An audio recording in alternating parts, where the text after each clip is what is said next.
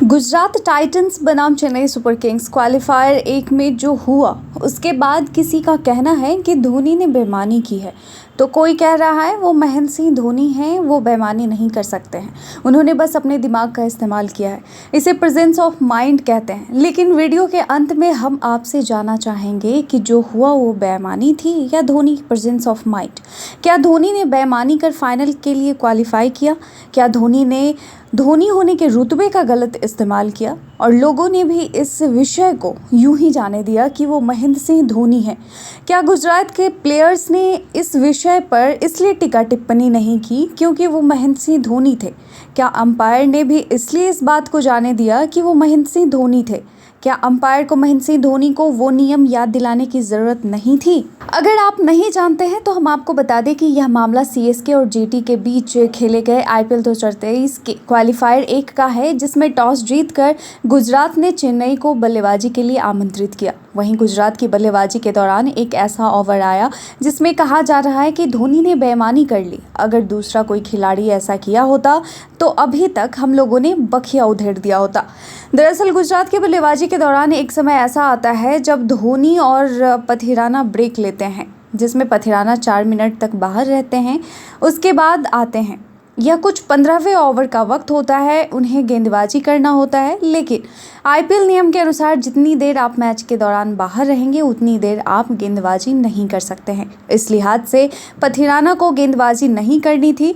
इस बीच धोनी को जब ये समझ में आता है कि पथिराना गेंदबाजी नहीं कर सकते, ऐसे में किसी और गेंदबाज को गेंद देने की जगह वो अंपायर के पास चले जाते हैं और वो वक्त उधर ही चला जाता है। इस दौरान कोच स्टाफ बार बार घड़ी की ओर इशारा कर रहे होते हैं, वक्त निकल रहा है, धोनी गलत कर रहे हैं, लेकिन फिर भी इस बात को जाने दिया गया क्योंकि वो महेंद्र सिंह धोनी हैं। आप अगर इस खबर से बेखबर हैं तो आपको बता दें कि सोशल मीडिया पर ऐसे बहुत सारे सवालों के बौछार हो रहे हैं।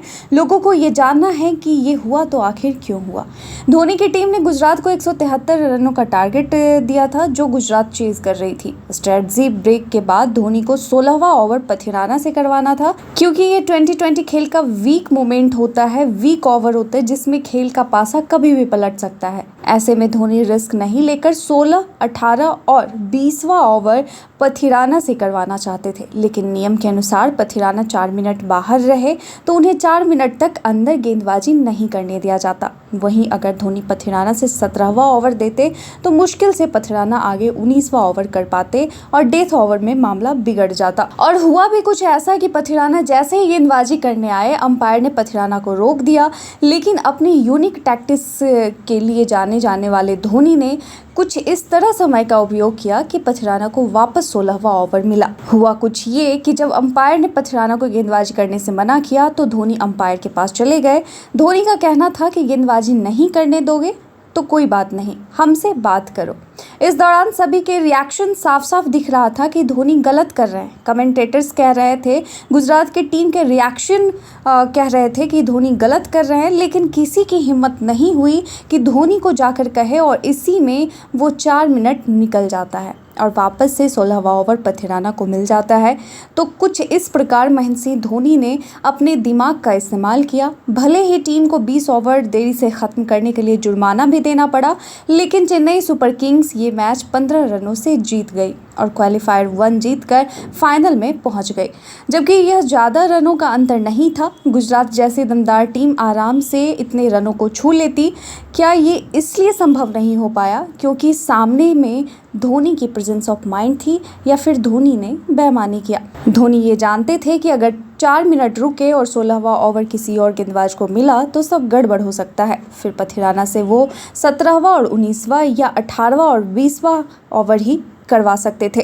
पथिराना उनके डेथ ओवर गेंदबाज थे, इसलिए धोनी ने ये स्ट्रेटजी अपनाई और किसी ने कुछ नहीं कहा।